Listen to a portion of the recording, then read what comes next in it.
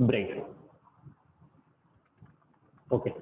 Hydraulic break कशासाठी use करणार, तर जे व्हेकल आहे तर ते काहीतरी स्पीडने जाणार आणि त्याचा स्पीड जर तुम्हाला रिड्यूस करायचा आहे तर तुम्हाला काय लागणार, तर ब्रेक अप्लाय करावं लागेल, बरं की नाही. मग या ठिकाणी कशासाठी यूज करायचं, तर हायड्रोलिक. 4 व्हीलर असेल, 2 व्हीलर असेल, नॉर्मली या 4 व्हीलर मध्ये आपण यूज करणार आहे, तर त्या ठिकाणी आपल्याला कन्सिडर करावं आहे, बरं की नाही. मग दोन प्रकारे, एक तर स्पीड रिड्यूस करण्यासाठी, नाही तर दुसरं काय, तर तुमचं जे व्हेकल आहे ते इन्स्टंटली स्टॉप करण्यासाठी.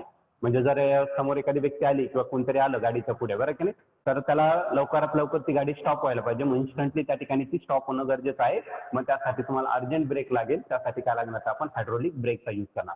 आता याचं थोडंसं कन्स्ट्रक्शन आहे, तर मी ते कन्स्ट्रक्शन ड्रॉ करतो म्हणजे तुम्हाला समजेल व्यवस्थित, ठीक आहे. तर कन्स्ट्रक्शन घेताना तुम्हाला काय करायचं, तर एक सिलेंडर घ्यायचं. सपोज हा काय घेतला, तर मी सिलेंडर घेतला. डायग्राम व्यवस्थित समजून घ्या. हा जो सिलेंडर आहे त्याचा एरिया मी कसा ठेवला, तर कमी ठेवला. ओके. आणि या सिलेंडर मध्ये मला काय करायचं, तर लिक्विड घ्यायचं. आता लिक्विड कोणतं घेणार, तर होमोजिनियस हायड्रोलिक म्हणजे वॉटर घेऊ शकता तुम्ही, बरं की नाही. वॉटर घेऊ शकतात, पण एकाच टाईपचं घ्यायचं, त्याच्यामध्ये मिक्सचर नसेल आणि आकाशाचा त्याचा पिस्टन असेल. ओके. हा जो दिलेला आहे तो पिस्टन, एक तर मी तो शेडेड पार्टने दाखवतो वाटलं तर. आज आला तुमचं काय, तर पिस्टन. म्हणजे हा जो सिलेंडर असणार हा कुठं असेल, तर ज्या ठिकाणी ड्रायव्हर बसलेला आहे, ड्रायव्हर काय करणार, त्याच्यावरती फोर्स अप्लाय, ब्रेक अप्लाय करणार, बरं की नाही. तो हा ब्रेक पेडल असेल. मग ब्रेकवरती तुम्ही पाय जर लावला तर तो प्रेस करू शकता. या प्रकारचं सिलेंडर म्हणजे ड्रायव्हर जवळ सिलेंडर असणार, ठीक आहे. त्याचा एरिया किती असेल, तर सपोज मी कन्सिडर केला A1 इतका काय असेल तर त्याचा एरिया असेल. मग या हा जो पिस्टन आहे याला काय म्हणू शकता, तर तुम्ही ब्रेक पेडल कन्सिडर करू शकता. ओके. ब्रेक पेडल म्हणजे त्याच्यावरती तुम्ही काय करू शकता, ब्रेकचं ते माहिती असतं सर्वांना, 4 व्हीलर माहिती आहे, बरं की नाही, त्या ठिकाणी कनेक्ट करू शकता. आता व्हेकल तुम्ही ज्यावेळेस ब्रेक अप्लाइड करणार आहे, जो फोर्स एक्झर्ट होणार आहे तो कशावरती होणार, तर त्या चाकांवरती, व्हील्सवरती होणार, बरं की नाही. मग 4 व्हीलर जर घेतलं तर त्याच्यामध्ये किती चाक असणार, तर टोटल 4 व्हील्स असेल. मग हा जो फोर्स आहे तो 4ही चाकांना जायला पाहिजे. म्हणजे तुम्हाला किती सिलेंडर लागेल, तर दुसरे 4 सिलेंडर लागेल. ओके. एक सिलेंडर एका चाकासाठी, म्हणजे असे किती सिलेंडर लागणार, तर तुम्हाला 4 सिलेंडर लागेल. पण हे जे सिलेंडर घेणार, आता त्या व्हील्सवरती मॅक्झिमम फोर्स अप्लाइड व्हायला पाहिजे. आणि याच्या आधी मी तुम्हाला ती कन्सेप्ट सांगितली, मॅक्झिमम फोर्स लागत असेल तर त्याचा एरिया पण कसा पाहिजे, तर मॅक्झिमम पाहिजे, जास्त पाहिजे, ठीक आहे. म्हणून दुसरा एक सिलेंडर घेणार, तो कसा घ्यायचा, तर तुम्हाला मॅक्झिमम म्हणजे मोठा एरियाचा घ्यायचा. हा जेवढा घेतलाय त्याच्यापेक्षा थोडासा जास्त घ्यायचा. आणि हा जसा सिलेंडर आहे तसाच तुम्हाला पुढचाही सिलेंडर घ्यायचा. म्हणजे हा सिलेंडर आणि हा सिलेंडर याची जी साईज आहे ती कशी येतात, सेम आहे. आणि या ठिकाणी नेक्स्ट सिलेंडर असेल त्याची पण साईज काय असणार, तर तुमची सेम असणार. याच्या बिलो काय करायचं, आणखीन एक सिलेंडर घ्यायचं, ठीक आहे. मग असे 4 सिलेंडर घेतला की त्याचा जो एरिया आहे तो किती घेतला, तर A2 काय घेतला, तर मी एरिया घेतला. A2 असेल तुमचा एरिया. A2 याचा पण एरिया असेल, या सिलेंडरचा पण असेल आणि या सिलेंडरचा पण असेल. आणि याच्यामध्ये काय असणार, तर लिक्विड असेल. कोणतं, तर वॉटर घेऊ शकतात. प्रत्येक याच्यामध्ये तुम्ही वॉटर घेऊ शकतात. या ठिकाणी लिक्विड असेल. आणि हा जो झाला तो काय झाला, तर तुमचा पिस्टन झाला. आता पिस्टन बाहेरच्या साईडला असणार आहे, कारण की जो फोर्स मूव्ह होणार आहे ते आता आपण एक एक ऑब्झर्वेशन बघू, त्याच्यामध्ये तुम्हाला समजून जाईल, ठीक आहे. या ठिकाणी पण काय करायचं, तुम्हाला पिस्टन घ्यायचं आणि याच्यामध्ये जे असणार ते काय असणार, तर तुमचं लिक्विड असेल, ठीक आहे. सिमिलरली या ठिकाणी एक पिस्टन घ्या.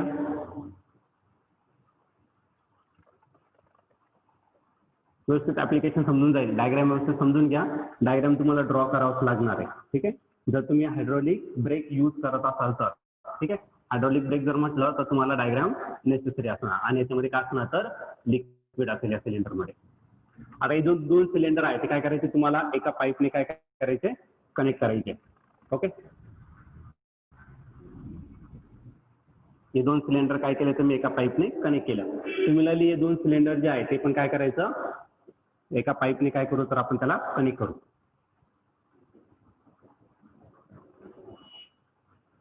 ओके. इथं ओपनिंग असणार म्हणजे लिक्विड इकडे होणार. म्हणजे ऑलरेडी त्या पाईपमध्ये काय घेणार, तर आपण लिक्विड फिल केलेलं असेल, कम्प्लिटली फिल केलेलं असेल आणि ते या ठिकाणी काय केलेलं असेल, तर जॉईन केलं असेल. या प्रकारे तुम्ही त्याला पाईप काय करू शकता, तर कनेक्ट करू शकता. इथे पण तो लिक्विड का तर कम्प्लिटली फिल्ड असेल आणि तो फ्लो होणार या ठिकाणी. ओके. आता हा जो स्मॉल सिलेंडर घेतलेला आहे, हा सिलेंडर जो आहे याचा जो पाईप आहे तो काय करायचा, या पाईपला काय करायचं तुम्हाला कनेक्ट करायचा, म्हणजे जेणेकरून याच्यातलं जे लिक्विड आहे ते इकडं काय होऊ शकतं तर फ्लो होऊ शकतं. सिमिलरली याला पण तुम्हाला काय करायचं तर तो पाईप काय करायचा कनेक्ट करायचा. हे दोन्ही मिक्स नसणार. ओके, डायरेक्टली याला कनेक्ट असणार, म्हणजे हा डायरेक्टली हा जो पाईप आहे तो या सिलेंडरला कनेक्टेड असणार. ठीक आहे, या प्रकारे तुम्ही यूज करू शकता. हे झालं तुमचं बेसिक कन्स्ट्रक्शन. आता ज्यावेळेस ड्रायव्हर काय करणार आहे, ब्रेक पेडलवरती काय करणार तर फोर्स अप्लाय करणार. फोर्स अप्लाय केल्यानंतर हा जो पिस्टन आहे, सपोज त्याला S1 कन्सिडर केला, ऐकाचा जो पिस्टन आहे तो S2, आपण सेम आहे म्हणजे याला पण S2 कन्सिडर करता येईल. आपण S2 असेल आणि हा H2, कारण सगळ्यांचा एरिया किती तर A2 आहे. सर्व जे उरलेले जे चारही सिलेंडर आहे प्रत्येकाचा एरिया किती तर A2 इतका त्याचा एरिया आहे. ठीक आहे, मग जेव्हा ड्रायव्हर काय करणार तर फोर्स अप्लाय करणार, हा जो पिस्टन आहे तो काय होणार तर इनवर्ड मूव्ह होणार. इनवर्ड जर मूव्ह आला तर हे जे लिक्विड आहे त्याच्यावरती काय होणार तर फोर्स एक्झर्ट होणार. या फोर्समुळे लिक्विड इनवर्ड मूव्ह झाल्यानंतर हे लिक्विड या डायरेक्शन मध्ये फ्लो होणार आणि रिमेनिंग फ्लुइड असं फ्लो होणार, आणि इकडचे जे आहे ते या डायरेक्शन मध्ये काय होणार तर फ्लो होणार. मग लिक्विड या साईडला मूव्ह होत आहे, म्हणजे हा जो पिस्टन आहे तो काय होणार तर आउटवर्ड डायरेक्शनला मूव्ह होणार, म्हणजे हा जो फोर्स एक्झर्ट होणार तो व्हील्स वरती काय होणार तर एक्झर्ट होणार. सिमिलरली आपण बाहेरच्या साईडला जाईल आणि त्या व्हील्स वरती काय होणार तर फोर्स एक्झर्ट होणार. बरं की नाही. मग या प्रकारे हा जो पहिला सिलेंडर घेतला आहे, this cylinder is called as master cylinder. Master cylinder का, कारण की हा काय करणार तर सर्वांना कंट्रोल करणार. ठीक आहे, मग काय करणार तर कमांड देणार, म्हणजे फोर्स अप्लाय केल्यानंतर ही कमांड झाली आणि ही जी कमांड आहे ही काय करणार तर त्याला फॉलो करणार. कळलं की नाही, मग त्या फोर्सनुसार. आणि हे जे सिलेंडर आहे, this cylinder is called as slave cylinder. Slave म्हणजे काय तर गुलाम, म्हणजे हा मास्टर आहे, हा राजा आहे. बरं की नाही, हा सिलेंडर राजा आहे, म्हणजे हा कमांड करणार आणि त्याला काय करणार तर त्याचे आदेश काय करणार तर फॉलो करणार, म्हणून याला काय म्हटलं तर स्लेव्ह सिलेंडर. हे चारही सिलेंडर कोणते झाले slave cylinder, and this cylinder is called as master cylinder. आता याच्यामध्ये जर तुम्ही ऑब्झर्व केलं ना तर एरिया A1 आलेस आहे कशापेक्षा तर एरिया A2 ला. बरं की नाही, आणि एरिया जो आहे तो directly proportion, area A1 is very less than काय असेल तर एरिया A2, म्हणून जो फोर्स आहे F1 तो पण कमी असणार आणि F2 कसा असेल तर जास्त. म्हणजे त्या व्हील्स वरती जो फोर्स एक्झर्ट होतोय कशावरती तर हे चार सिलेंडर जे आहे त्या चार सिलेंडर वरती जो फोर्स एक्झर्ट होतो तर कसा आहे तर मॅक्झिमम फोर्स आहे, म्हणून जे व्हेकल आहे ते काय होणार तर इन्स्टंटली तुमचं काय होणार तर स्टॉप होणार. हे झालं तुमचं हायड्रोलिक लिफ्टचं एक्झाम्पल. ओके, तर बेसिक तेच ऍप्लिकेशन आहे, तसंच आहे. आणि या ठिकाणी जो प्रेशर ट्रान्सफर होणार आहे तो ट्रान्सफर कसा होणार तर equally and undiminish to every point. Okay, आणि एरिया जास्त असल्यामुळे तिथं फोर्सही जास्त असणार, आणि तुमचं जे व्हेकल आहे जर तुम्ही खूपच कमी फोर्स अप्लाय केला तर तो स्लो होणार, आणि इन्स्टंटली जर तुम्ही खूप जास्त फोर्स जर त्या ठिकाणी अप्लाइड करत असाल तर व्हेकल काय होणार तर इन्स्टंटली स्टॉप होणार. हे झालं तुमचं काय तर हायड्रॉलिक ब्रेक झालं. ओके, तर यात कोणाला काही डाऊट असेल तर बघा, आपल्याकडे दोन सिलेंडर आहे. दोन म्हणजे आपण ते मास्टर सिलेंडर फक्त एक कन्सिडर केला, आणि जे स्लेव्ह सिलेंडर चारपैकी मी एकच कोणतं तरी कन्सिडर करा. बरं की नाही, आणि हा पास्कल्स लॉचं एक्झाम्पल आहे, म्हणजे या ठिकाणी प्रेशर जो ट्रान्सफर होणार आहे तो कसा राहील तर इक्वली आणि अनडिमिनिश प्रत्येक पॉईंटला. बरं की नाही, कारण लिक्विड कसं आहे तर रेस्ट कंडिशनला आहे आणि प्लस कसं आहे तर क्लोज केलेलं आहे. बरं की नाही, म्हणजे त्या ठिकाणी तुम्ही पास्कल्स लॉ अप्लाइड करू शकता. मग आता त्यासाठी आता पहिले कोणासाठी घेऊ तर फॉर मास्टर सिलेंडर. कोणासाठी घेतलं for master cylinder.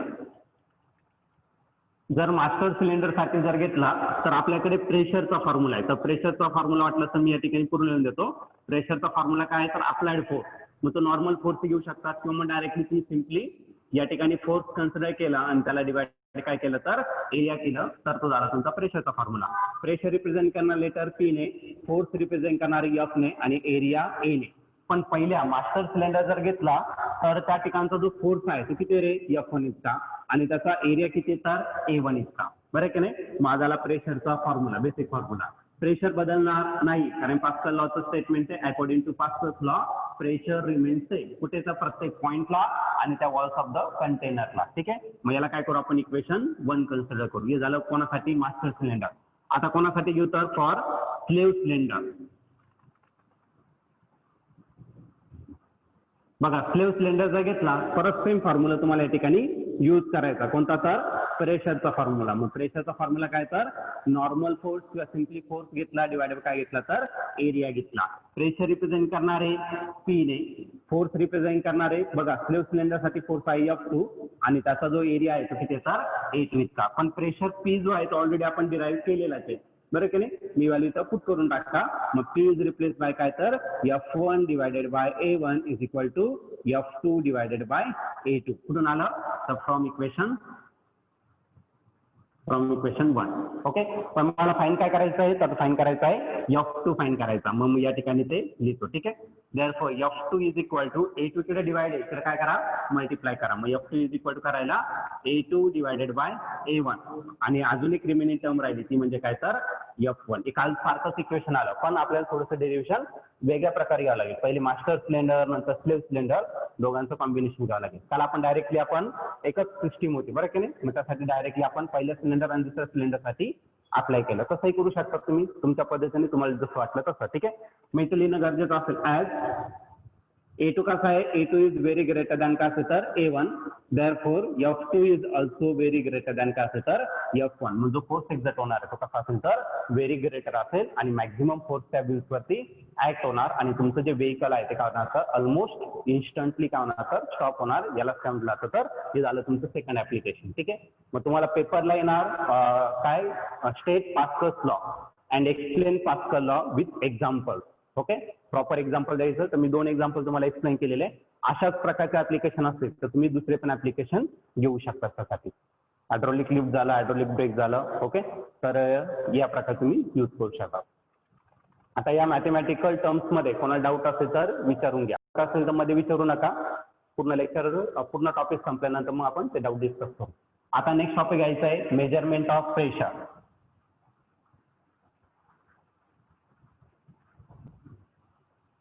Measurement of pressure. Pressure कशा प्रकारे मेजर केला जातो त्यासाठी आपल्याला डिफाईन करायचं. बघा लास्ट लेक्चरला आपण पास्कल्स लॉ घेतला, बरं की नाही. आता पास्कल्स लॉचं स्टेटमेंट मी तुम्हाला सांगितलं, जे प्रेशर ट्रान्सफर होतं ते इक्वली आणि अनडिमिनिश होतं, बरं की नाही. पण हे प्रेशर मेजर करण्यासाठी तुम्हाला सांगितलं होतं प्रेशर गेज लावायचं, बरं की नाही. तर हे कशा प्रकारे मेजर केलं जातं त्यासाठी आपल्याला काय करायचं तर बेसिक या ठिकाणी काही 2 इन्स्ट्रुमेंट आहेत. तर प्रत्येक इन्स्ट्रुमेंट हा वेगळ्या प्रकारचा प्रेशर मेजर करण्यासाठी यूज केला जातो. तर आपल्याला या ठिकाणी 2 इन्स्ट्रुमेंट डिस्कस करायचं. एक असेल तुमचं काय तर मर्क्युरी बॅरोमीटर आणि दुसरं असेल तुमचं ओपन ट्यूब मॅनोमीटर. आता जे मर्क्युरी बॅरोमीटर आहे ते यूज केलं जातं ते वाटलं सर लिहून देतो मी तुम्हाला, आता समजून घ्या फक्त. Mercury barometer is use to measure the atmospheric pressure. Atmospheric pressure जर तुम्हाला फक्त मेजर करायचं असेल तर तुम्हाला काय यूज करावं लागेल मर्क्युरी बॅरोमीटर. आणि सेकंड असं तुमचं open tube manometer which is use to measure the pressure difference. 2 extreme point असेल, लिक्विडचे 2 वेगवेगळे पॉईंट असतील, ओके, शेवटचा आणि पहिला. तर त्या 2 पॉईंट मधला डिफरन्स शोधण्यासाठी तुम्हाला काय लागतं तर मर्क्युरी ओपन ट्यूब मॅनोमीटर आणि mercury barometer use to measure the atmospheric pressure. आता आपण पहिलं डिस्कस करू तो म्हणजेच काय तर mercury barometer. Mercury barometer which is use to measure the atmospheric pressure. आता सर्वात पहिले तुम्हाला ही बेसिक थेरी लिहायचं, कन्स्ट्रक्शन म्हणून त्याला आपण. मग सर्वात पहिले घेताना तुम्हाला काय करायचं, एक ग्लास ट्यूब घ्यायचं. ओके, ग्लास ट्यूब माहिती आहे तुम्हाला, तुम्ही टेस्ट ट्यूब वगैरे पण म्हणत असता. पण ही जी ग्लास ट्यूब घेणार आहे याची जी लेंथ आहे ती किती घेणार तर नियर अबाउट 1 मीटर. ओके, एक ग्लास ट्यूब घ्यायचं which is about 1 metre in length आणि त्याचा जो डायमीटर आहे तो डायमीटर किती असते तर नियर अबाउट 1 सेंटीमीटर. 1 सेंटीमीटर इतकं त्याचं काय असणार तर 1 मीटर म्हणजे भरपूर मोठा झाला, बरं की नाही, असा एवढा. तर जवळपास 1 सेंटीमीटर पर्यंत तुम्ही ते ग्लास ट्यूब घेऊ शकता. आता या ग्लास ट्यूब मध्ये तुम्हाला काय करायचं तर मर्क्युरी फील्ड करायचं, कारण आपण टायटलला टाकले काय तर मर्क्युरी बॅरोमीटर. मग याच्यामध्ये काय करायचं तुम्हाला मर्क्युरी फील्ड करायचं. पण मर्क्युरी कम्प्लिटली फील्ड करायचं नाही, पूर्ण भरायचं नाहीये तुम्हाला. तर किती भरायचं आहे तर 75% पर्यंत त्याला फील्ड करायचंय. 75% त्याला फील्ड करायचंय आणि 25% काय असेल तर तुमचं एमटी असेल. 75% भरलेला आहे म्हणजे 3/4 पार्ट हा फील्ड असेल आणि 1/4 पार्ट जो असेल तो काय असेल तुमचा एमटी असेल. म्हणजे 1/4 पार्ट तुमचा रिकामा असेल आणि 3ऱ्या पार्ट पर्यंत त्याला काय करायचं तुम्हाला फील्ड करायचं. ठीक आहे, तर या प्रकारे. तर थोडासा स्पेस त्याच्यामध्ये ठेवणं गरजेचं असेल. काय ठेवायचं तर पुढे आपण डिस्कस करू, त्यामध्ये तुम्हाला समजूनच जाईल. ठीक आहे, मग ग्लास ट्यूब घेतला. आता त्याच्यामुळे मर्क्युरी टाकलेलं आहे ते तसंच राहू द्या. आता दुसरं काय करायचं तुम्हाला आणखीन एक वेसल घ्यायचं किंवा कंटेनर घ्यायचं. ओके, पण या कंटेनर मध्ये ऑलरेडी तुम्हाला काय करायचं तर मर्क्युरी फील्ड करून ठेवायचं काहीतरी डिस्टन्स पर्यंत. जेवढे तुमच्याकडे मर्क्युरी शिल्लक असेल ती काय करायची याच्यामध्ये फीड करून टाकायचं काहीतरी हाईट पर्यंत. ओके. आता दुसऱ्या केसमध्ये आज किती पण घेऊ शकतात, फक्त याच्यापेक्षा थोडंसं याच्या डायमीटरपेक्षा थोडंसं जास्त घेणं गरजेचं आहे, पण कंटेनर तुम्हाला थोडासा ब्रॉडच घ्यावा लागेल. हा जो ग्लास ट्यूब घेतलेला आहे त्याला काय करायचं याच्यामध्ये इन्व्हर्ट करायचं, म्हणजे उलट करून टाकायचं, कळलं का नाही. म्हणजे हा जो वरचा पार्ट आहे तो खाली येणार आणि खालचा पार्ट कुठे येणार तर वरती येणार. ठीक आहे. मग याच्यामध्ये मी काय केलं तर तो जो ग्लास ट्यूब आहे तो काय केला तर इन्व्हर्ट करून टाकला. इन्व्हर्ट म्हणजे उलटा करून टाकला, कळलं का नाही. मग ज्यावेळेस तुम्ही इन्व्हर्ट करणार ही जी मर्क्युरी आहे ती मर्क्युरी काय होणार तर खालच्या साईडला काय होणार तर मूव्ह होणार. ओके.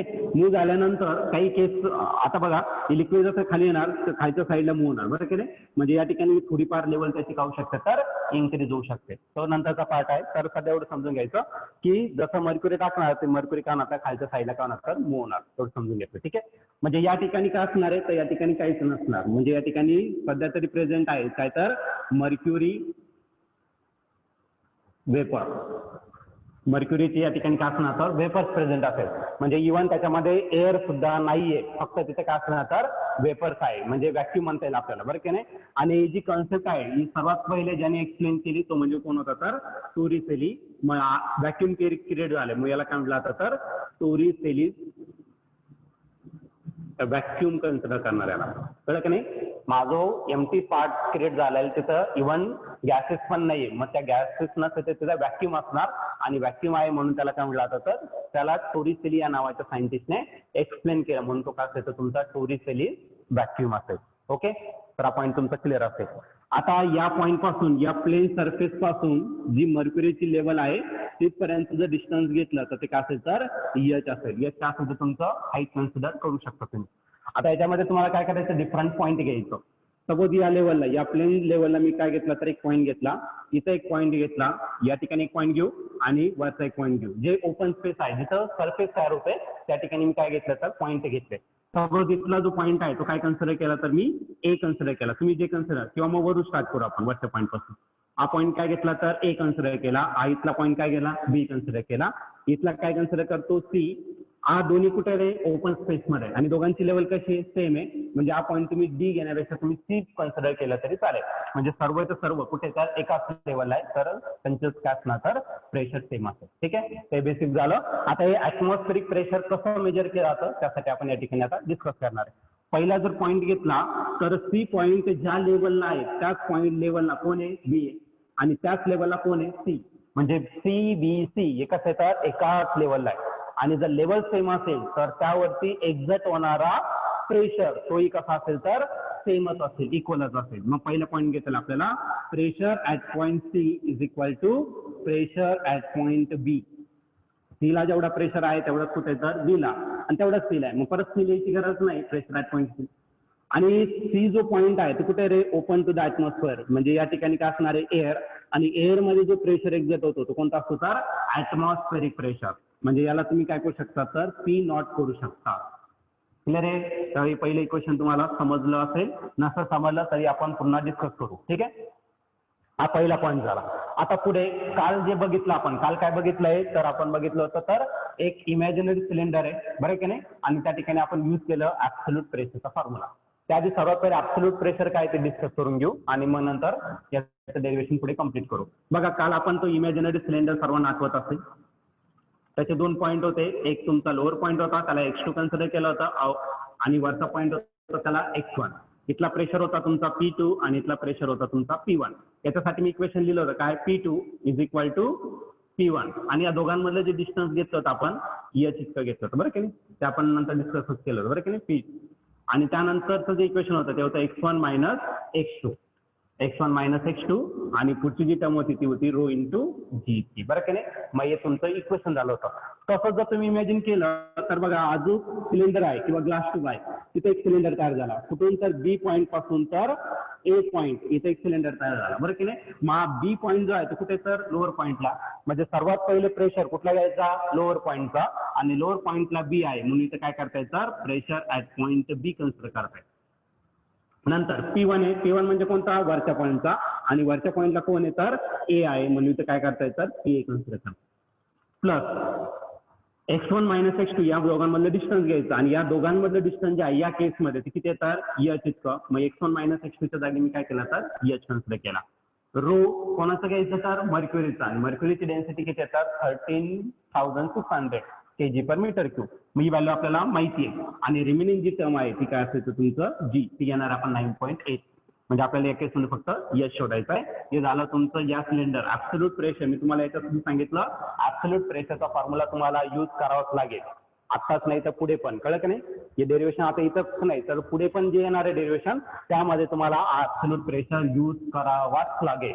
त्याशिवाय तुम्हाला पर्याय नाही आणि त्याचं इक्वेशन तुम्हाला लर्न झालंच पाहिजे. काल सांगितलं होतं तुम्हाला.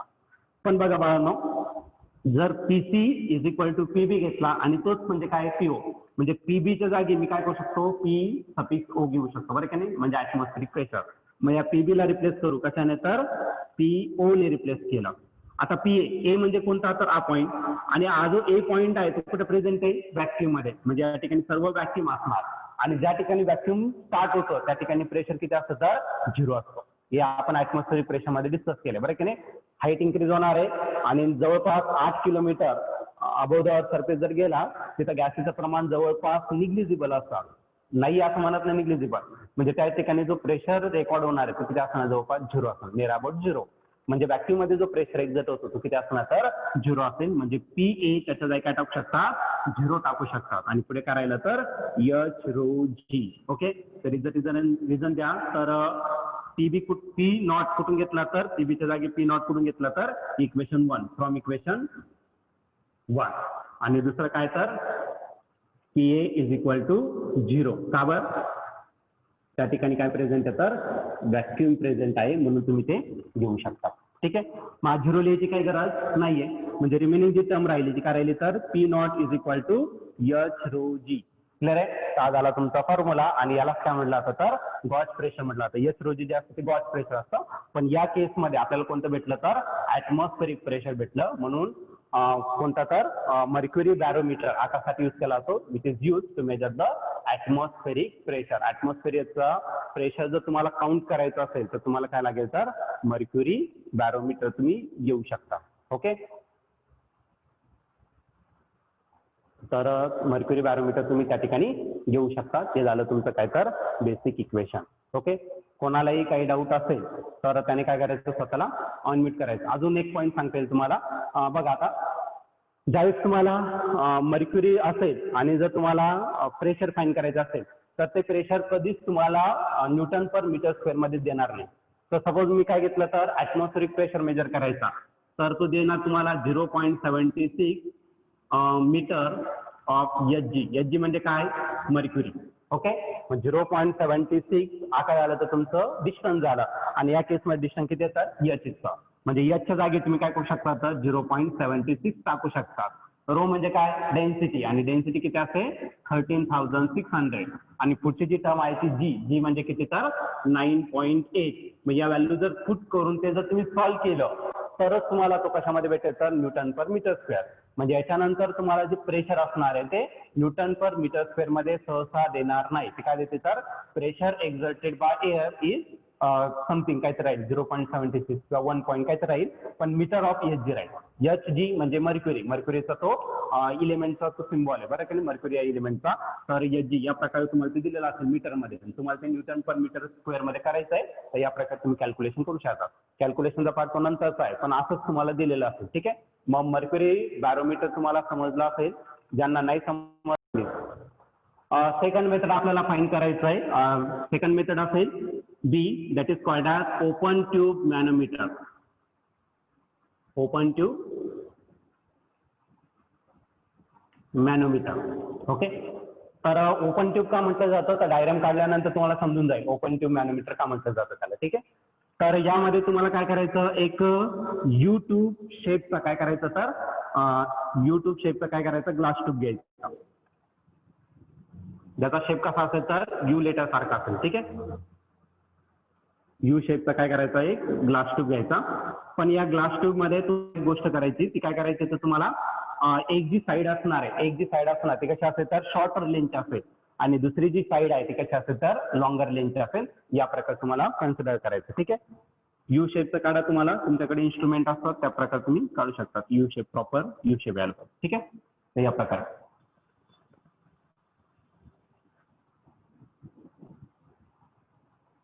ओके, आता ओपन ट्यूब मॅनोमीटर, आता हे जे ट्यूब आहे बघा, हा जो जास्त लेन्थचा तुम्हाला ट्यूब दिसतोय तो कुठे रे, ओपन टू द ऍटमॉस्फिअर, म्हणून त्याला काय म्हटलं जातं ओपन ट्यूब. आणि दुसरा जो शॉर्टर लेन दिलेला आहे तो ओपन नाही ठेवायचा, त्याला काय करायचं, तुम्हाला एक वेसल कनेक्ट करायचं. ऑलरेडी त्याच्यामध्ये काय असणार आहे तर एअर असणार आहे. एअर जर असेल तर त्या ठिकाणी प्रेशर असेल. ओके, तर त्या ठिकाणी काय असणार तर प्रेशर असेल. तर काय झाला तर मी या ठिकाणी एक कनेक्ट केलेला आहे, तो काय असायचा तुमचा ग्लास ट्यूब असेल किंवा मग तुम्ही बलून वगैरे पण घेऊ शकता. त्याच्यामध्ये काय असायचा एअर असेल आणि तिथला जो प्रेशर आहे तो काय कन्सिडर करू तर पी इतका कन्सिडर करू, किंवा नाही कन्सिडर केला आपण लेटरनुसारच कन्सिडर करू, म्हणजे तुम्हाला आणखीन समजेल. आता याच्यामध्ये एअर असणार आहे, म्हणजे ती एअर काय करणार आहे आतमध्ये, तो काय करणार तर पुश करणार. ओके, मग हा जो ओपन ट्यूब आहे तिथून काय करायचं असेल तुम्हाला लिक्विड टाकायला काय करायचं तर सुरुवात करायचं. आता लिक्विड कशा प्रकारे घेऊ शकता तर तुम्ही दोन प्रकार लिक्विड घेऊ शकता.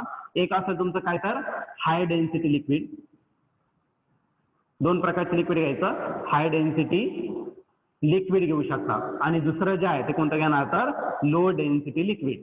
आता एक कधी कोणतं यूज करायचं ते तुम्हाला डिसाईड करायचं. इन्स्ट्रुमेंट तर एकच असणार, फक्त लिक्विड काय करायचं तुम्हाला चेंज करायचं. High density liquid is use to measure the larger pressure difference. जास्त जर प्रेशर डिफरन्स असेल आणि तो जर मेजर करायचा असेल तुम्ही काय करणार तर हाय डेन्सिटी लिक्विड. डेन्सिटी जास्त आहे म्हणजे तुम्ही प्रेशरचा जर फॉर्म्युला घेतला तर तो एच रो जी हा बेसिक फॉर्म्युला. हाईट तर राहू द्या पण डेन्सिटी खूप बदलणार आहे, म्हणजे प्रेशर काय भेटेल तर तुम्हाला जास्त भेटेल. कळलं का नाही, मग जास्त प्रेशर मेजर करायचं, प्रेशर डिफरन्स, जास्त प्रेशर डिफरन्स जर लार्जर प्रेशर डिफरन्स मेजर करायचं तर तुम्हाला यूज करावं लागेल हाय डेन्सिटी लिक्विड. आणि तुम्हाला मेजर करायचं काय तर कमी प्रेशर डिफरन्स असेल. ओके, तर त्या ठिकाणी रो परत चेंज होणार, कमी होणार, बरं की नाही, म्हणजे इनडायरेक्टली हा प्रेशर का होणार तर कमी होणार. For measuring low pressure difference किंवा less pressure difference we have to use low density liquid. दोन पॉईंट समजले, जास्त प्रेशर डिफरन्स साठी हाय डेन्सिटी लिक्विड आणि कमी प्रेशर डिफरन्स साठी तुम्हाला काय करावं लागेल तर लो डेन्सिटी लिक्विड यूज करावं लागेल. मग यापैकी हाय डेन्सिटी लिक्विड जे असतं ते कोणतं असतं मर्क्युरी, ज्याची डेन्सिटी आपण 13,600 kg घेतो, मर्क्युरी घेऊ शकता. किंवा ऑइल पण घेऊ शकतात. आता ऑइल मध्ये परत दोन टाईप असतात, एक कमी म्हणजे ऑइल मध्ये बघा काही कमी चिकट असतात काही जास्त असतात, बरं की नाही, म्हणजे डेन्सिटी तुमचं चेंज होऊ शकतं. ठीक आहे, मग तुम्ही त्यानुसार काय करू शकता डेन्सिटी चेंज करू शकता. ऑइल पण घेऊ शकता. लो डेन्सिटी म्हणजे पण तुम्ही वॉटर घेऊ शकता, केरोसिन घेऊ शकता, ज्याची डेन्सिटी कशी येतात कमी आहे. ठीक आहे, मग या प्रकारचं तुम्हाला लिक्विड घेणं गरजेचं असेल. कोणत्या प्रकारचं प्रेशर मेजर करायचं त्यानुसार तुम्हाला लिक्विड घ्यावं लागेल.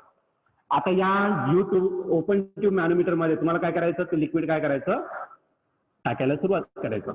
टाकायला जर सुरुवात केलं तर हे लिक्विड आतमध्ये जाणार या प्रकारे. आता हे लिक्विड डायरेक्टली बाहेर येणार नाही किंवा या ट्यूब मध्ये जाणार नाही, कारण की ऑलरेडी याच्यामध्ये काय होतं एअर प्रेझेंट होतं. आणि जर तुम्ही टाकतात एअर कुठं जाणार तर या साईडला, म्हणजे लिक्विडला तो काही एका स्पेसिफिक हाईट पर्यंत का तर राईज होऊ देणार, त्याच्यानंतर तो राईज होऊ देणार नाही. म्हणजे जी लिक्विडची लेवल आहे ती जास्त आर मध्ये का तर वाढणार आणि इकडच्या आर मध्ये का एका पर्टिक्युलर लेवलला येणार, त्यानंतर ती का तर स्टॉप होणार. ठीक आहे, तर या प्रकारे. किंवा मग आणखी लिक्विड टाकलं तर इकडची लेवल वाढत जाणार, बरं की नाही, आणि त्या प्रमाणात इकडे कमी जास्त होणार. ठीक आहे, या प्रकारे तुम्ही लिक्विड इन्सर्ट करू शकता तुम्ही. ओके, तर या ठिकाणी मी आता काही पॉईंट घेतो. या ठिकाणचा एक पॉईंट घेतला, सपोज या ठिकाणी एक पॉईंट घेतला, या सेम लेवलला आणखी एक पॉईंट घेतला, या ठिकाणी घेऊ. ठीक आहे, तर मी आरोप करून टाकतो, इथलं काही गरज नाही. ठीक आहे, या लेवल पासून या सेम लेवल पासून वरती जेवढं पण लिक्विड आहे तिथपर्यंत जे डिस्टन्स आहे ते काय घेतलं तर मी या इतकं कन्सिडर केला. ओके, तर मी या ठिकाणी काय घेतला तर पॉईंट कन्सिडर करतो. इथला एक पॉईंट आहे ओपन वाला, तो ए कन्सिडर केला. इथला जो पॉईंट आहे तो काय कन्सिडर केला बी. इथला जो पॉईंट आहे तो काय कन्सिडर केला तर सी कन्सिडर केला. आणि इथला पॉईंट काय कन्सिडर केला तर डी. असे 4 पॉईंट या ठिकाणी घेतले. तर आता याच्यामध्ये मला काय करायचं तर डेरिव्हेशन घ्यायचं. आता ओपन ट्यूब मॅनोमीटर कशासाठी यूज मेजर केला तो to measure the pressure difference.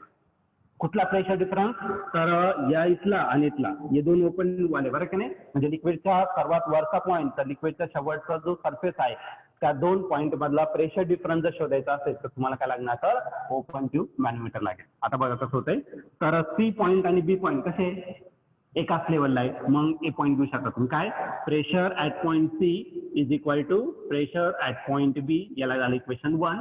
Reason काय असेल, because both point B and C are at the same level. यापासून सेम लेवलला आहे, सेम लेवलला असेल तर प्रेशर कसं राहील तर सेमच राहील. ओके. आता दुसरा घ्यायचा आपल्याला. हा बघा, या ठिकाणी बी आणि ए पॉईंट कन्सिडर करा. इथे एक सिलेंडर तयार झाला, बरं की नाही. हा त्याचा लोअर पॉईंट असेल आणि हा काय झाला तुमचा हायर पॉईंट. म्हणजे आपण काल जे ऍब्सोल्यूट प्रेशर घेतलं, हा जो सिलेंडर आहे, मी परत सिलेंडर काढतो वाटलं सर. इथं x2 घेतला होता, इथं x1, इथला प्रेशर P2 आणि इथला काय घेतला होता P1. मग याचं इक्वेशन काय होतं, तर ते होतं P2 is equal to P1 आणि हा होता x1 मायनस x2 आणि रो इंटू काय होता तर जी होता, बरं की नाही. मग सर्वात पहिले जो प्रेशर घ्यायचा तो कोणत्या पॉईंटचा घ्यायचा आहे, तर तो घ्यायचा बी पॉईंटचा.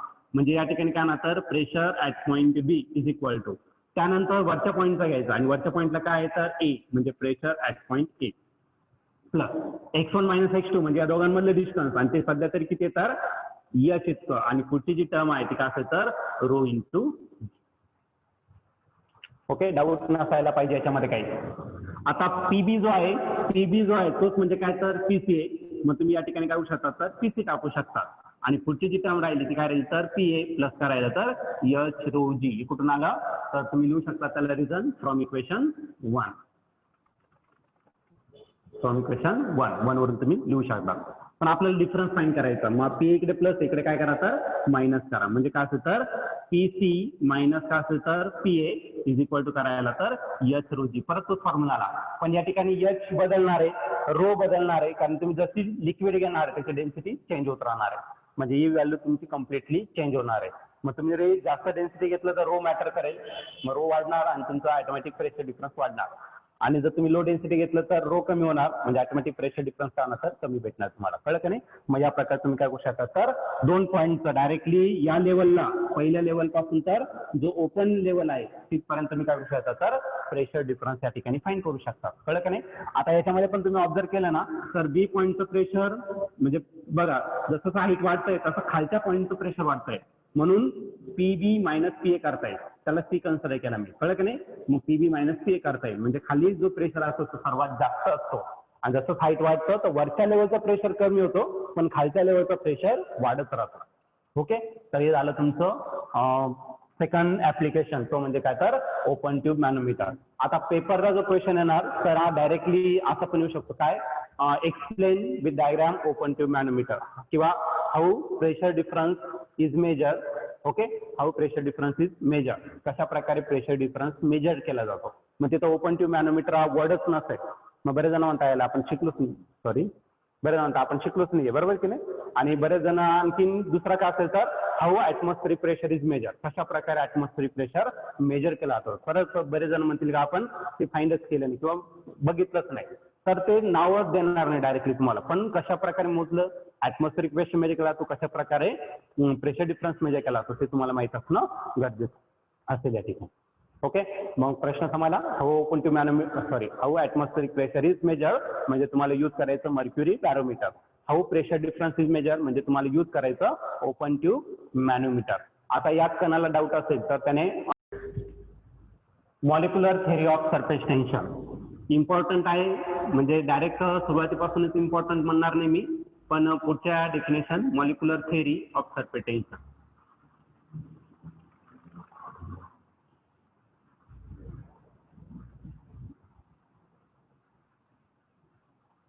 Molecular theory of surface tension म्हणजे याच्यानंतर आपण सरफेस टेन्शन बद्दल डिस्कस करणार आहे.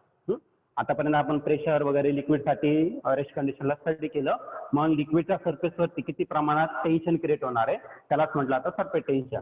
आता याच्यामुळे काय होतं, फायदा काय होतो की सपोज लिक्विड आहे, पाणी आहे, आणि त्या पाण्यावरती कोणताही ऑब्जेक्ट फ्लोट होऊ शकतो. फॉर एक्झाम्पल थर्मोकॉल घेतला ते पाण्यावरती तरंगू शकतं. कशामुळे तर बिकॉज ऑफ सरफेस टेन्शन. किंवा बोट असेल ती फ्लोट होते, बरं की नाही, बिकॉज ऑफ सरफेस टेन्शन. तरी आपण डिटेलमध्ये स्टडी करणार आहे. म्हणजे सरफेस टेन्शन आलेलं आहे, पण आता लगेच आपण सरफेस टेन्शन बघणार नाही, काही कन्सेप्ट बघू, त्यानंतर मग सरफेस टेन्शन मध्ये आपण इंटर करू. ठीक आहे. तर सर्वात पहिले हे जे फ्लुइड असतात किंवा लिक्विड किंवा गॅसेस असतात किंवा प्लाझ्मा असतं, हा मॅटरचाच एक पार्ट आहे. हे ऑलरेडी आपण डिस्कस केलं होतं, बरं की नाही. आता मॅटर कशापासून बनलेलं असतं तर स्मॉल स्मॉल पार्टिकल्स पासून. हे जे स्मॉल स्मॉल पार्टिकल्स असतात त्यालाच काय म्हटलं जातं तर मॉलिक्युल्स म्हटलं जातं. ओके, आणि या मॉलिक्युल्स मध्ये काय असतं तर एक फोर्स ऑफ अट्रॅक्शन असतं, आणि आज फोर्स ऑफ अट्रॅक्शन खूप स्ट्रॉंग असेल तर ते मॉलिक्युल क्लोजली पॅक असतं, मग ते सॉलिड मध्ये कन्वर्ट होतात, बरं की नाही. आणि त्या मॉलिक्युल मध्ये फोर्स ऑफ अट्रॅक्शन थोडंसं वीक असेल तर ते थोडेसे सेपरेट होतात, म्हणजे ते लिक्विड मध्ये घेऊ शकतात.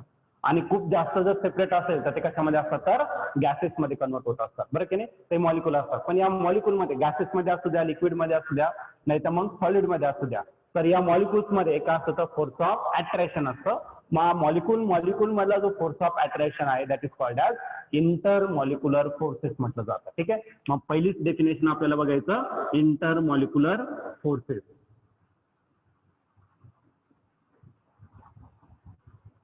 तर मी सर्व डेफिनेशन एकाच वेळेस लिहून देईल, आधी एक्सप्लेन करून देतो. ठीक आहे. इंटरमॉलिक्युलर फोर्सेस म्हणजे intermolecular forces the force of attraction between molecule. Okay. Molecule कोणते पण असतील that is called as intermolecular forces. There are two types of intermolecular forces. First one is cohesive force आणि second one जो असेल तो कोणता असेल तर ऍडेसिव्ह फोर्स. कोहेसिव्ह फोर्स आणि सेकंड वन काय असेल तर ऍडेसिव्ह फोर्स. किंवा कोहेसिव्ह फोर्सला काय म्हणलं जातं तर फोर्स ऑफ कोहेजन. ओके. आणि जर ऍडेसिव्ह फोर्स असतील तर त्याला काय म्हणलं जातं तर दुसरा वर्ड असेल फोर्स ऑफ ऍडेसिव्ह. ओके. तर तुम्ही दोघांपैकी कोणताही वर्ड यूज करू शकता, पण मोस्टली कोहेसिव्ह फोर्स किंवा ऍडेसिव्ह फोर्स असं त्याला रेडी केलं जातं किंवा रेफर केलं जातं, विचारलं पण तसंच जातं. ठीक आहे. मग आता याचं डेफिनेशन काय ते समजून घेऊ. इंटरमॉलिक्युलर म्हणजे दोन मॉलिक्युल्स मधलं, बरं की नाही. मग आता पहिलं कोहेसिव्ह फोर्स घेऊ. The force of attraction between two similar molecule. जर दोन सारख्याच प्रकारचे जर मॉलिक्युल्स असतील त्यामध्ये जो फोर्स ऑफ अट्रॅक्शन असतो त्याला काय म्हणलं जातं cohesive force. For example, suppose मी काय घेतला, पहिला जो मॉलिक्युल आहे तो वॉटरचा घेतला आणि त्याच्या नियर दुसरा एक मॉलिक्युल घेतला, तो एक कोणाचा घेतला, वॉटर. म्हणजे वॉटर आणि वॉटर मॉलिक्युल मध्ये जो फोर्स ऑफ अट्रॅक्शन राहील त्याला काय म्हणतात कोहेसिव्ह. सारख्याच प्रकारचा. ओके. त्याला कोहेसिव्ह. आणि दुसरा जो आहे तो ऍडेसिव्ह. मग simple definition, the force of attraction between two different molecule. दोन वेगळ्या प्रकारचे मॉलिक्युल असतात. मग मी हा काय घेतला, बोर्ड घेतला आणि या बोर्डवरती मी पाण्याचं काहीतरी थीम टाकली. मग बोर्ड कशाचा बनलेला आहे तर लाकडापासून बनलेला सपोज, आणि पाणी घेतलं. हे वेगळे प्रकार आहे, बरं की पाणी वेगळ्या मॉलिक्युलचं आहे आणि जे वूड आहे किंवा लाकूड आहे ते कसं तर वेगळ्या प्रकारचं. मग हे दोन वेगळे मॉलिक्युल झाले. या दोघांमध्ये जो फोर्स ऑफ अट्रॅक्शन आहे त्याला काय म्हटलं जातं तर ऍडेसिव्ह फोर्स म्हटलं जातं. डेफिनेशन क्लिअर असेल. ओके. एक्झाम्पल पण तुम्हाला क्लिअर असेल. The force of attraction between two similar molecule is called cohesive force. The force of attraction between two different molecule is called adhesive force. आता याच्यामध्ये बघा, सपोज मी river घेऊ आपण, रिव्हरचं पाणी, बरं की नाही, आणि रिव्हरच्या पाण्याच्या वरती काय असणार आहे, एअर असणार. एअर हा वेगळ्या प्रकारचा आहे आणि वॉटर हे वेगळ्या प्रकारचं आहे, म्हणजे वेगवेगळे मॉलिक्युल आहे, बरं की नाही. मग या दोघांमध्ये खूप फोर्स असतं का रे, नाही. लिक्विडमध्ये आहे म्हणजे ते स्ट्रॉंगली अट्रॅक्ट असतात एकमेकांना. ओके. लवकरात लवकर आपण त्याला सेपरेट करू शकत नाही, तसं एअर इझिली सेपरेट होतं, बरं की नाही. म्हणजे ऍडेसिव्ह फोर्स आहे. म्हणजे या ठिकाणी मला सांगायचं काय, हा जो कोहेसिव्ह फोर्स असतो, cohesive force is more than adhesive force. म्हणजे हा जो कोहेसिव्ह फोर्स असतो तो कसा असतो तर स्ट्रॉंग असतो. Cohesive force is stronger than adhesive force. Adhesive force हा थोडासा वीक असेल आणि कोहेसिव्ह फोर्स जो आहे तो कसा असेल तर स्ट्रॉंग असेल. हे झालं तुमचं बेसिक, एकदम सिम्पल. आणि मी सांगेल की या डेफिनेशन पेपरला येणारच नाही, पण तुम्हाला सुरुवात करायची त्यामुळे माहीत असणं गरजेचं आहे. ठीक आहे. आता हे दोन टॉपिक आपले संपलेले, पेपरला येणारच आहे. ठीक आहे. पुढचा पॉइंट व्हेरी इम्पॉर्टंट, त्याला म्हणू आपण range of molecular force. Range of molecular force. R represent केला जातो, लेटर कशाने तर आर ने रिप्रेझेंट केला जातो. तर range of molecular force represented by letter R. आता रेंज काय असेल तर एकदम सिम्पली आपण त्याला एक्सप्लेन करू. तर तुम्ही लहानपणी किंवा आताही एक्सप्लेन करू शकतात, असं काही गरजेचं नाही लहानपणी पाहिजे, बरं की नाही. तर माझ्याकडे काय तर दोन मॉलिक्युल्स आहे. कोणाचे तर पहिला मॉलिक्युल आहे तुमचा वॉटरचा आणि आणखीन एक मॉलिक्युल घेतला तोही कोणाचा आहे, वॉटरचा आहे. हे दोन मॉलिक्युल कसे आहेत तर सेपरेट आहे, खूप जास्त डिस्टन्स वरती सेपरेट आहे. याचा अर्थ काय तर पहिला मॉलिक्युल त्याच्यावरती इतका स्ट्रॉंग फोर्स अट्रॅक्ट करणार नाही, म्हणजे ते दोन्ही एकत्र येऊ शकतात, बरं की नाही. मग मी काय केलं रे, पुढच्या केसमध्ये हा जो दुसरा ड्रॉप आहे किंवा मॉलिक्युल आहे त्याला काय केलं, मी पुश केलं, त्याला फोर्स अप्लाय केलं आणि त्याला काय केलं तर त्याचं डिस्टन्स चेंज केलं आणि त्याला या मॉलिक्युलच्या नियर ब्रिंग केलं. तरी या दोघांमध्ये एक पर्टिक्युलर डिस्टन्स आहे, म्हणजे दोन मॉलिक्युल एकत्र येणार नाही. आणखीन मी असं करत करत काय केलं तरी हा जो मॉलिक्युल आहे तो काय केलं, त्याचं एकदम क्लोज आणला, असं ब्रिंग केला.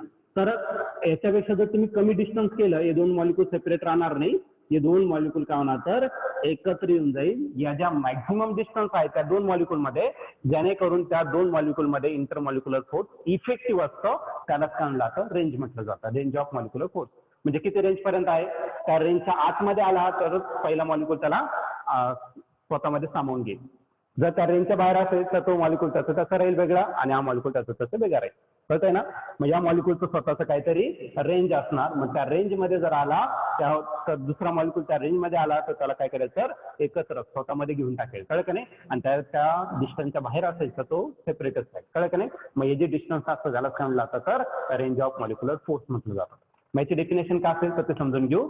The maximum distance between two molecules, दोन मॉलिक्यूल मधलं maximum distance, the maximum distance between two molecule up to which intermolecular forces is effective. Intermolecular कोणते तर दोन बघितले आपण, कोएसिव्ह आणि ऍडेसिव्ह. त्याचं स्ट्रॉंग कोण नाही तर कोएसिव्ह जास्त आहे. बरं की नाही. म्हणजे या केसमध्ये कोएसिव्ह फोर्स खूप जास्त इफेक्टिव्ह असणार आणि तो काय करेल तर त्याला स्वतःमध्ये अक्वायर करून घेईल. त्याला सांगितलं जातं तर रेंज ऑफ मॉलिक्युलर फोर्स म्हटलं जातं. डेफिनेशन क्लिअर असेल नसेल तरी मी सांगून देतो तुम्हाला. आणि हा जो रेंज ऑफ मॉलिक्युलर फोर्स असतो नॉर्मली हा खूपच कमी असतो. म्हणजे 10⁻⁹ मीटर टू 10⁻⁻12 मीटर. 9 म्हणजे किती पिको, सॉरी नॅनोमीटर. 10⁻⁻9 म्हणजे नॅनो आणि 10⁻⁻12 म्हणजे काय तर पिकोमीटर. म्हणजे ही जी रेंज आहे ती कशामध्ये असते तर नॅनोमीटर पासून तर पिकोमीटर पर्यंत तुमची रेंज असू शकते. कळलं का नाही. तर मग डेफिनेशन क्लिअर असेल. मॅक्झिमम असं डिस्टन्स की ज्या मॅक्झिमम डिस्टन्स मध्ये इंटरमॉलिक्युलर डिस्टन्स इफेक्टिव्ह असेल. म्हणजे त्याच्यापेक्षा थोडंसं कमी जरी डिस्टन्स केलं तर ते मॉलिक्यूल वेगळे राहणार नाही, ते दोन मॉलिक्यूल एकत्र येऊन जातील. यालाच काय म्हटलं जातं तर रेंज म्हटलं जातं. व्हेरी इम्पॉर्टंट डेफिनेशन आणि 1 मार्कापर्यंत हा क्वेश्चन पेपरला असणारच तुम्हाला. Range of molecular force. Okay clear. The maximum distance between two molecules, the maximum distance between two molecules up to which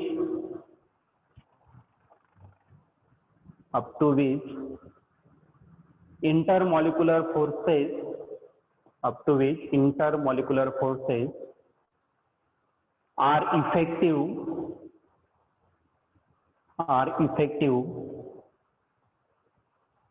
is called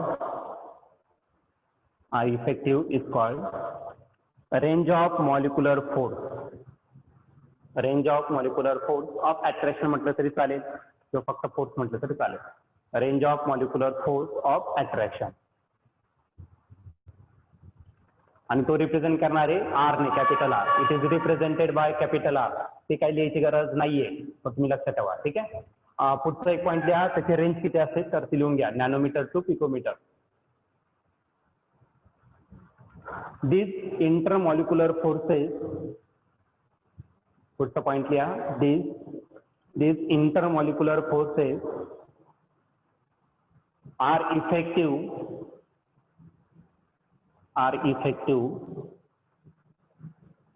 up to short distance,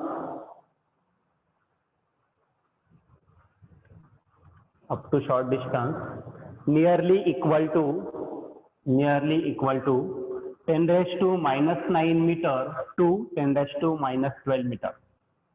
10⁻⁹ meter to 10⁻⁻12 meter in solid and liquid. Solid and liquid मध्ये, gases मध्ये ते का फार separate असतात. Normally gas घेऊ शकत नाही आपण. सॉलिड लिक्विड या ठिकाणी मोस्टली आपण रेफर करणार. ओके, ते डेफिनेशन क्लिअर असेल. नाही तर मग पुढच्या डेफिनेशन मध्ये आपण ती पुन्हा एकदा रिवाइज करू. आता पुढची आणखीन एक डेफिनेशन महत्वाची आहे, ती म्हणजे काय तर sphere of influence. Okay, very important definition. या दोन्ही डेफिनेशन 1-1 मार्कासाठी मी सांगेल. आधीच्या डेफिनेशन तुम्ही लर्न नाही केलं तरी चालेल आणि ते लर्न होऊन जातं तुमच्या, पण या डेफिनेशन व्यवस्थित बघा. Sphere of influence. आता बघा, जो मॉलिक्यूल घेणार आहे तुम्ही, सपोज वॉटरचा एक मॉलिक्यूल घेतला, कोणताही एक मॉलिक्यूल, त्या मॉलिक्यूलला तुम्हाला काय कन्सिडर करायचं, सेंटर. आधी कन्सेप्ट समजून घेऊ. त्याला काय कन्सिडर करायचं, सेंटर. आणि त्याचा एक रेंज असणार आहे, म्हणजे त्याची रेडियस असणार. ही जी रेडियस घेणार आहे, मग ही रेडियस किती घ्यायची, किती घ्यावं लागेल तर रेंज ऑफ मॉलिक्युलर फोर्स इतकी. Radius equal to range of molecular force इतकी जर तुम्ही काय घेतली रेडियस घेतलं, याला सेंटर करून तेवढ्या रेडियस आहे काय करायचं तर स्फिअर ड्रॉ करायचा, त्या स्फिअरला सांगितलं जातं स्फिअर ऑफ इन्फ्लुएन्स. आता डेफिनेशन समजून घेऊ. Draw one imaginary sphere by considering given molecule as a centre. एक इमॅजिनरी स्फिअर तुम्हाला ड्रॉ करायचं, गिवन मॉलिक्यूल काय कन्सिडर करायचा centre, and radius equal to range of molecular force. That imaginary sphere is called as sphere of influence. साध्या आणि सोप्या लँग्वेजमध्ये गेलं सांगायचं झालं तर जर मॉलिक्यूल इथं असेल, मी याच्या आधी पण सांगितलं मॉलिक्यूल इथं आहे तर हे दोन मॉलिक्यूल सेपरेट आहे, म्हणजे हा त्याच्या रेंजमध्ये नाहीये, या मॉलिक्यूलच्या रेंजमध्ये नाही, ए मॉलिक्यूलच्या रेंजमध्ये बी नाहीये, बरं का नाही. म्हणजे दोन्ही सेपरेट आयुष्य जगू शकतात, सेपरेटली राहू शकतात असं म्हणायचं, ठीक आहे. आणि आज जर सपोज हा मॉलिक्यूल दुसरा एक मॉलिक्यूल घेतला तर सी कुठे आहे त्या सर्कम्फरन्स वरती, त्या स्फिअरचा सर्कम्फरन्स, म्हणजे याच्यावरती एक अट्रॅक्टिव्ह फोर्स असणार. मग मॉलिक्यूल तुमचा एकत्र येण्याचे चान्सेस खूप जास्त असणार, कळलं का नाही. आता राहणारच नाही कारण आज त्याच्या रेंजमध्ये नाहीच आहे, कळलं का नाही. पण आतमध्ये जर असेल, याच्या आतमध्ये सगळं अजून डी मॉलिक्यूल घेतला, डी मॉलिक्यूल वरती इतका स्ट्रॉंग फोर्स ऍक्ट होईल त्या वेगळा राहू शकत नाही, तो डायरेक्टली ए मध्ये. सी साठी तरी आपण सांगू शकतो की काही काळासाठी तो सेपरेट राहू शकतो, बरं की नाही. पण बी साठी तर नसणारच, तो सेपरेटच राहणार, बरं की नाही. डी साठी आपण तो डायरेक्टली का ना तर म्हणजे याचा अर्थ काय, जो मॉलिक्यूल स्फिअरच्या आतमध्ये आहे त्याच्यावरती का ना तर मॅक्झिमम अट्रॅक्टिव्ह फोर्स एक्झर्ट होणार. जो मॉलिक्यूल सर्कम्फरन्स आहे त्याच्यावरती पण मॅक्झिमम असणार, पण डी इतकं नाही, थोडंसं वीक. आणि याच्यावरती जे कोहेसिव्ह फोर्स असेल तो कसा असेल तर वीक असेल. कोहेसिव्ह असेल बी वरती पण तो वीक असेल. बाकी सी आणि डी वरती पण कोहेसिव्ह आहे पण ते कशा आहे तर स्ट्रॉंग कोहेसिव्ह फोर्स, म्हणजे ते मॉलिक्यूल सेपरेट राहण्याचे चान्सेस फार कमी आहे, ते दोन्ही एकत्र येऊन जाईल, ठीक आहे. मग स्फिअर ऑफ इन्फ्लुएन्स तुम्हाला समजला असेल. एक इमॅजिनरी स्फिअर ड्रॉ करायचा, त्या मॉलिक्यूलला जो पण तुम्ही मॉलिक्यूल कन्सिडर केला त्याला सेंटर कन्सिडर करायचं, आणि त्याची जी रेडियस घेणार ती किती घेणार तर रेंज ऑफ मॉलिक्युलर फोर्स किती घेणार, त्या स्फिअरलाच म्हटलं तर sphere of influence. Okay, related. Okay, काय तर surface tension of molecular theory important आहे, very important. Sorry, surface tension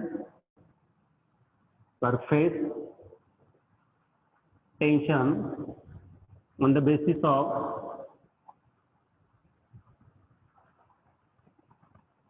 molecular theory.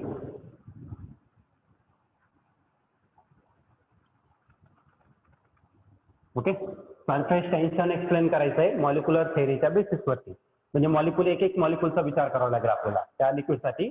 मग त्याच्यावरून आपल्याला सरफेस टेन्शन काय नेमकं ते आपल्याला समजून जाईल ठिकाणी, ठीक आहे. मग सर्वात पहिले मी काय घेतलं तर एक कंटेनर घेतलं. आता ही जी डायग्राम आहे ही डायग्राम तुम्हाला ड्रॉ करायची, लगेच ड्रॉ करायला सुरुवात करायचं आणि ही मला सेंड करायची. आपला जो ग्रुप आहे त्याच्यावरती तुम्हाला ही डायग्राम काय करायची तर सेंड करायची. तर मी काय घेतलं तर कंटेनर घेतला, मोठा काढा तुम्ही. ओके, आणि या कंटेनर मध्ये मी काय घेतलं तर लिक्विड घेतलं. लिक्विड कोणतं घेणार तर वॉटर घेणार. काहीतरी डिस्टन्स पर्यंत तुम्हाला काय करायचं तर लिक्विड फिल करायचं. होमोजिनियस लिक्विड असणं गरजेचं आहे. तुम्ही वॉटर घेऊ शकता थ्रू, ठीक आहे. ते एवढी डायग्राम ड्रॉ करायचं. त्यानंतर हा लिक्विडचा एक सरफेस आहे जो कुठे आहे तर open to the atmosphere. The surface of liquid which is open to the atmosphere is called as free surface.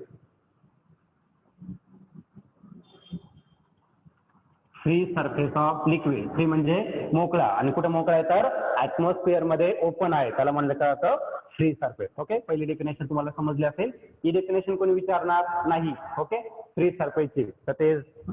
आणि सपोज मी तो जो फ्री सरफेस आहे तो एका कंटिन्युअस लाईनने काय केला तर रिप्रेझेंट केला. ओके, डॉटेड लाईन काढून टाकतो म्हणजे तुम्हाला बेटर समजेल. मग त्याला लेबलिंग दिलं, सपोज एक्स आणि हा काय घेतला तर Y. In figure x Y represent the free surface of liquid. Okay, इथपर्यंत झाला.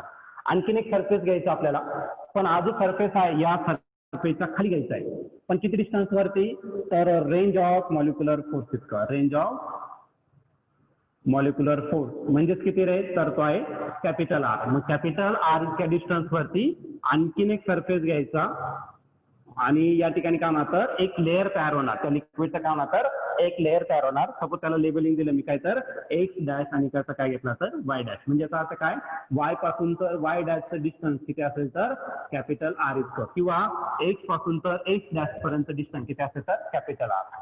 ही रेंज मी तुम्हाला डायग्राम मध्ये खूप जास्त दिसते. मी तुम्हाला सांगितलं होतं किती डिस्टन्स तर नॅनोमीटर पासून तर पिकोमीटर, पण आपल्याला एवढं कमी जर काढलं तर तुम्हाला ते दिसणार बी नाही.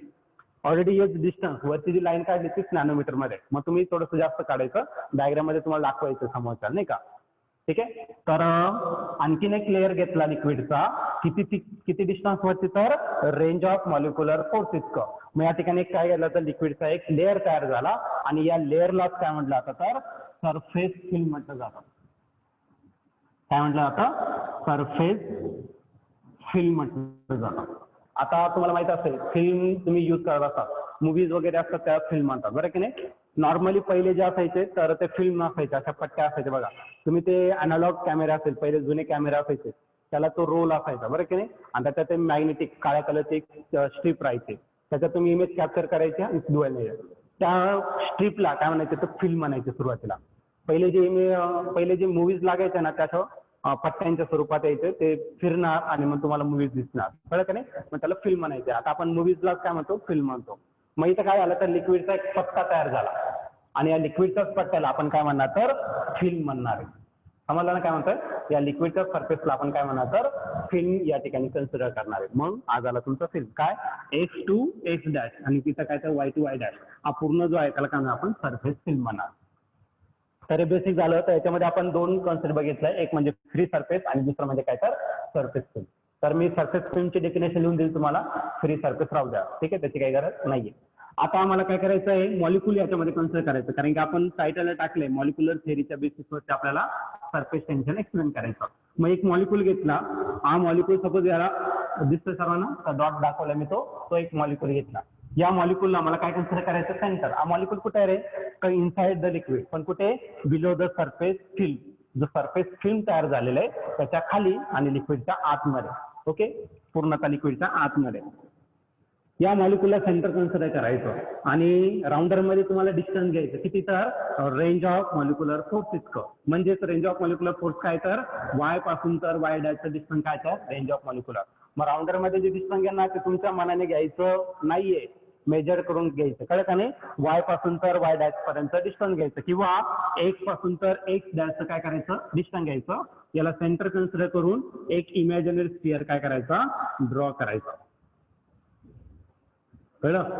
तर तुम्ही मेजर करून काढा, मी डायरेक्टली काढतोय, माझं थोडंफार कमी जास्त येईल. तुम्ही प्रॉपरली काढलं तर तुमचं एक्झॅक्टली R इतक्या रेडियस काय भेटेल तर स्फिअर भेटेल. सपोज या पहिल्या मॉलिक्युलला मी काय कन्सिडर केलं तर A मॉलिक्युल कन्सिडर केलं. A molecule which is inside the liquid below the surface film, okay. आणि हा जो स्फिअर काढलाय याला काय म्हटलं जातं तर स्फिअर ऑफ इन्फ्लुएन्स म्हटलं जातं. आता हा मॉलिक्युलला सेंटर कन्सिडर करून इथे जे फोर्स ऑफ अट्रॅक्शन राहील ते कोणतं राहील. हा मॉलिक्युल कोणाचा आहे, वॉटरचा आहे आणि सराउंडिंग मध्ये पण काय वॉटर आहे, म्हणजे दोन्ही काय तर सेम मॉलिक्युलचे आहे. सेम मॉलिक्युल मध्ये जो फोर्स असतो तो कोहेसिव्ह फोर्स, म्हणजे या ठिकाणी कोणता फोर्स असेल कोहेसिव्ह फोर्स. इकडे जरी तुम्ही फोर्स मेजर केला तर कोणता राहील कोहेसिव्ह. हे दोन्ही कसे इक्वल अँड अपोजिट आहे, म्हणजे एकमेकांना कॅन्सल करते. सिमिलरली वरती जो फोर्स घेणार तोही कोहेसिव्ह असेल, खाली जो घेणार तोही कोहेसिव्ह असेल, ते एकमेकांना काय करतील कॅन्सल करतील. इथं जो फोर्स असेल तोही कोहेसिव्ह, इकडे असेल तोही कोहेसिव्ह, हे पण एकमेकांना इन्क्लाइन जे आहे ते पण काय करतील कॅन्सल करतील. सिमिलरली इकडचा फोर्स आणि इकडचा फोर्स कोहेसिव्ह आहे आणि हे सर्व इक्वल आणि अपोजिट डायरेक्शनला आहे, म्हणून सर्वच्या सर्व फोर्सेस एकमेकांना काय करणार तर कॅन्सल आउट करेल. म्हणजे मॉलिक्युल A जर घेतला तर A वरती जो फोर्स ऍक्ट होणार आहे तो किती असेल तर 0, नेट फोर्स. म्हणजे सर्व फोर्सेस एकमेकांना कॅन्सल करतात आणि जो टोटल फोर्स A वरती ऍक्ट होणार आहे दॅट शुड बी 0. म्हणजे हा मॉलिक्युल वरती हा इक्विलिब्रियम स्टेट मध्ये आहे, म्हणजे हा इक्वल आहे, म्हणजे इथं आतमध्ये आहे ना तो रेस्ट कंडिशनला आहे, कारण त्याच्यावरती फोर्स नाही. ज्यावेळेस तो फोर्स अप्लाय करणार आहे तरच तो मोशन मध्ये, बरं की नाही. एखादा ऑब्जेक्ट आहे रेस्ट कंडिशनला आहे म्हणजे याच्यावरती इक्वल फोर्सेस ऍक्ट होत आहे. तेव्हा मी अनबॅलन्स फोर्स अप्लाय केला तर हा मोशन मध्ये येऊन जाईल. म्हणजे हा मॉलिक्युल कसा आहे तर रेस्ट कंडिशन. आणि अजून लक्षात ठेवा जे बॉटमचे मॉलिक्युल असतात लिक्विडच्या त्या ठिकाणी ते नेहमी रेस्ट कंडिशनला असतात आणि जे वरचे असतात ना ते मोशन मध्ये असतात. पाणी जर बघितलं तुम्ही नदीतलं तर वरचं पाणी वाहताना दिसेल, खालचं पाणी कसं असतं स्थिर असतं, रेस्ट कंडिशनला असतं. मग मॉलिक्युल वरती 0 फोर्स ऍक्ट होतील तो रेस्ट कंडिशनला आहे. ही झाली तुमची पहिली कन्सेप्ट. आता नेक्स्ट मॉलिक्युल घेऊ, तो कुठे घेतला रे तर मी सरफेस फिल्म मध्ये घेतला.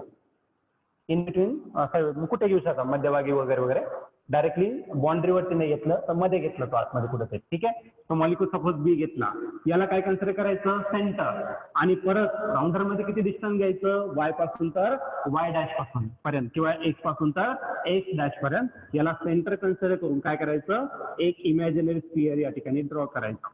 मेजर करून काढा, तसंही हाताने काढायचं नाही, राउंडरचा यूज करावा लागेल.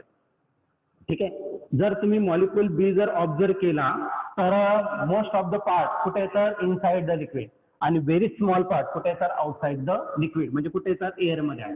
आणि एअरचे मॉलिक्यूल तुम्हाला माहिती आहे खूप जास्त सेपरेटेड असतात नाही का. आता याच्यावरती बघू आपण.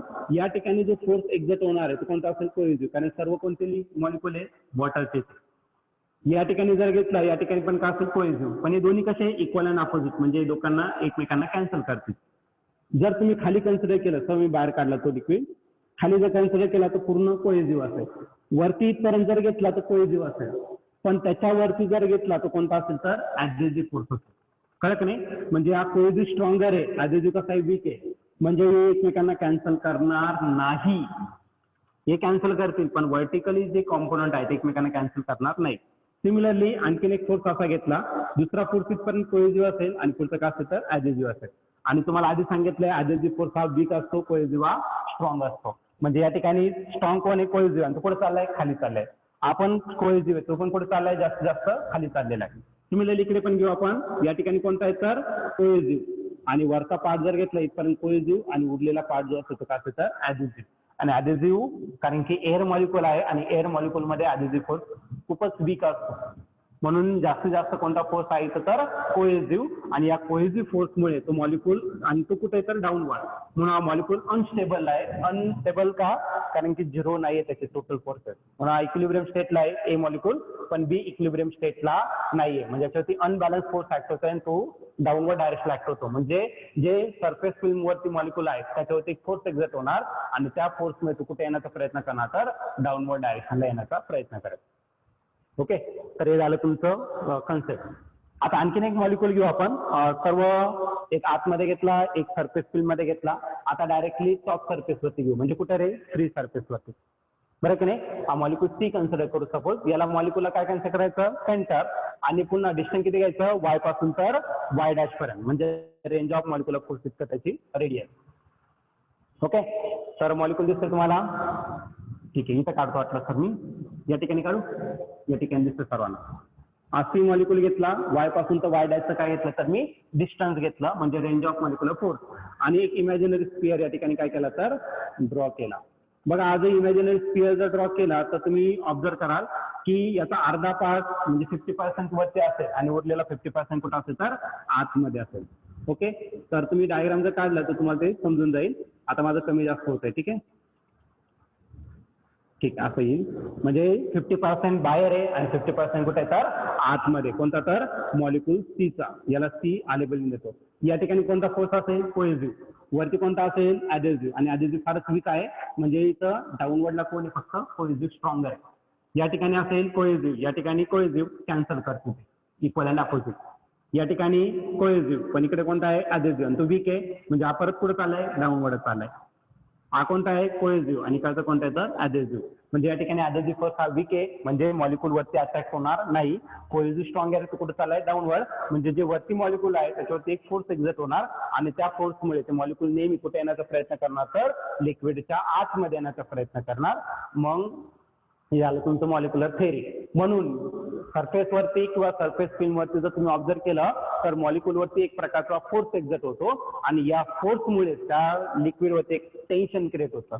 Force due to surface tension. त्या फोर्समुळे एक टेन्शन क्रिएट होतं आणि त्यालाच काय म्हटलं जातं तर सरफेस टेन्शन. ती कन्सेप्ट आता या टॉपिक झाल्यानंतर तुम्हाला समजेल सरफेस टेन्शन काय.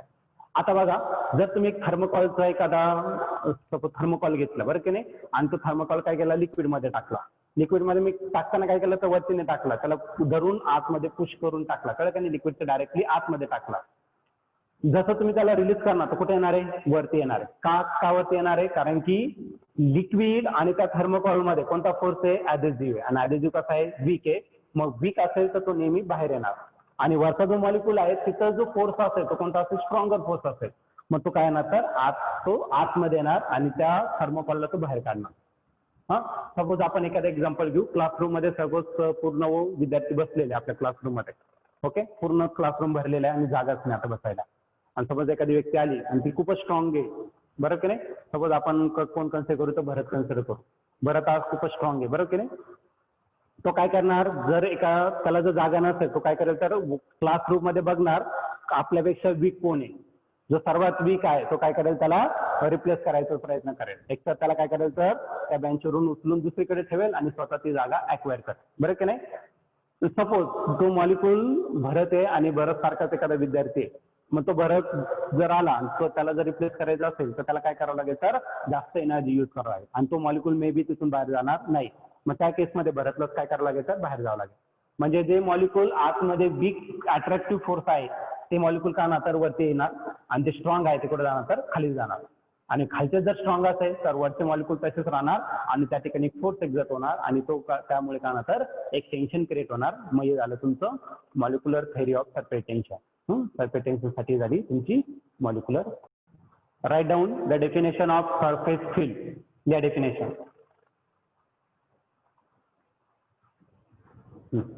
The layer of liquid. The layer of liquid, ही लेअर झाली लिक्विड ची एक layer. The layer of liquid with thickness, the layer of liquid with thickness equal to range of molecular force, equal to the range of molecular force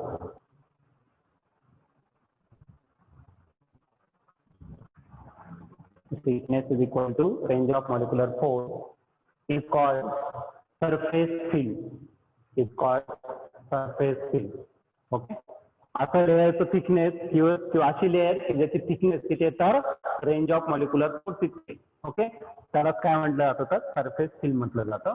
तर आलं तुमचं surface फील्डची definition. अजून ती definition ती पण लिहा. Free surface.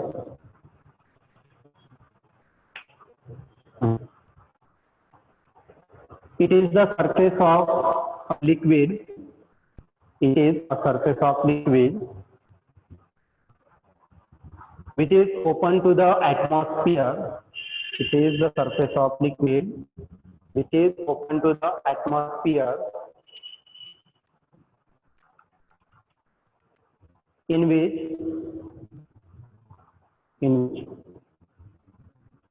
the liquid does not experience a shear force. SHEAR does not experience a shear force. म्हणजे आता शेप बदलला नाही, रेस्ट कंडिशन आता. In which liquid does not experience a shear force is called free surface. असा surface जो open to the atmosphere आहे आणि त्या सरफेस वरती कोणत्याच प्रकारचा शिअर फोर्स एक्सप्रेस होत नाही, म्हणजे प्लेन लेवल असणार, त्याला सांगितलं आता फ्री सरफेस. आता तुम्हाला पेपरला लिहिताना तिन्ही मॉलिक्युलचं द्यायचं. या डेफिनेशन तर येणारच आहे. सरफेस फिल्म काय आहे, फ्री सरफेस काय आहे. मॉलिक्युल ए साठी द्यायचं, त्याच्यावरती कशा प्रकारचं फोर्सेस एक्सपिरियन्स होतात ते.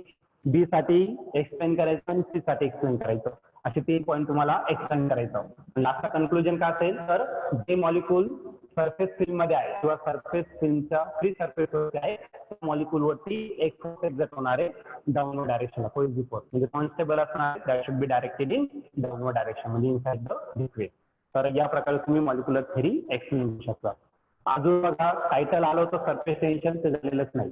उद्याचं जे लेक्चर असेल तर सुरुवातच आपण सरफेस टेन्शनची डेफिनेशन पासून करू, म्हणजे आपल्याला सरफेस टेन्शन त्या ठिकाणी कम्प्लीट होऊ जाईल. ठीक आहे, मग पुढचं पॉईंट इम्पॉर्टंट आहे. तरी मॉलिक्युलर थेरी फार महत्वाची आहे सरफेस टेन्शन समजण्यासाठी. आता कोणालाही काही डाऊट असेल तर विचारू शकता. आजचं जे लेक्चर मध्ये सुरुवातीपासून तर आतापर्यंत